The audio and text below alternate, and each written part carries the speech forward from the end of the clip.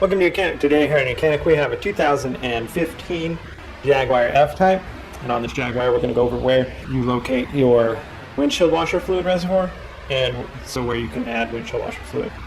So if you're going to spray windows and you've got no fluid in it, where you find the location of this is actually in the trunk compartment, is where your window washer fluid reservoir is. The engine bay doesn't have it. It comes back here. So you'll need to open up your hatch, and then we'll see the reservoir lid right here to be able to refill it.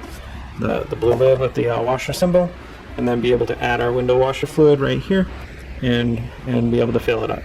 Now if your window washer fluid is full and you're still not getting spray to come out, well then you'll need to look whether a fuse has gone bad or the actual pump motor most likely has gone bad. You need to go into the process to replace that. But that's where you would locate your window washer fluid, right here in the back trunk of your vehicle of the F-Type Jaguar. Thanks for watching YOUCANIC, where you can be the mechanic.